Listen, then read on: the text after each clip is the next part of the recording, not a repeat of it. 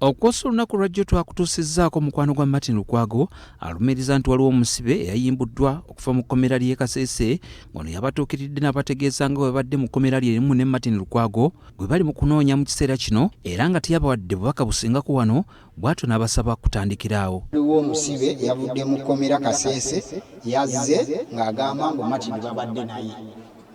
Yasooka n'abuulira Kibira awaliwo maneja. Namubuuza yaani erinnya lye. Ensonga eno tetugitutte nga ya lusaago, tutuukiridde ekitongole ky'amakomera okubaako bye balambulula ku nsonga zino.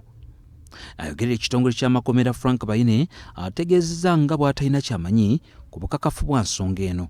Nsonga za Lukwago Martin kati ombuuziza wano tulina abasibe 7,600. Siyinza kukakasa wano nti waali oba taliyo. Wabula Bayine akakasizza nga bwe batandise okwekenneenya ebiwandiiko ebikwata ku basibe bonna abali mu makomera mu bitundu eby'e Kasese okuzuula oba nga mulimu omuntu ono. Oyo tujja munoonyereza, tujja kunoonya bw'aba nga teyakyusa mannya. Tujja kuba nti amenye tujja mufuna era nja kuba nkuwa feedback. Frank Bayine atukakasizza nti mu bbanga ttono bagenda kubeera bafulumya alipoota ku nsonga zino ezimenyeddwa waggulu. Naye tugenda munoonya bw'aba waali ojja kumba bbiri zijja kumala. N'ekirala nti ffe waffe omusibe abeerayo aba akkirizibwa kuba nti atuukirira abantu ku ssimu oba ku bbaluwa. So tekisoboka nti ali mu kkomera mpozi bw'aba teyagala kutegeeza abantu be. Bw'aba nti ali mu kkomera nti abeewaabwe tebamanyi kyakoleza eki gy'ali. Abamu ku babaka mu lukiiko olukulu lw'eggwanga abazibalafuubanira eddembe ly'obuntu balina okuwabula ku bawadde ekitongole ky'amakomera ssaako ne gavumenti okutwaliza wamu bwe bituuka ku bantu abazibabuzibwawo abawambibwa era n'eddembe ly'abasibe ko n'ab'eddembe lyabwe erizze lityoboolebwa.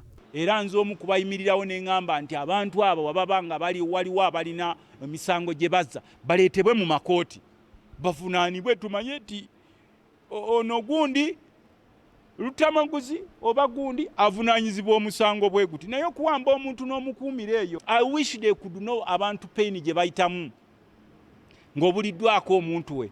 The police and the Ministry of Security, it's high time that they work together to ensure that our people get justice.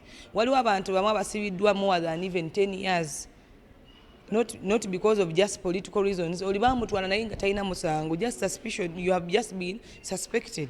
So nze ndowooza gavumenti kyerina okukola kwe kulaba nti yo kennyini essa ekitiibwa mu ddembe ly'Abannayuganda, then nayo kennyini essa ekitiibwa mu mateeka. So omuntu waddizza omusango bamugalira awo kubanga wabeerawo amakomera. Joseph Seruwoza, BBS Terefayina, Ageesigika.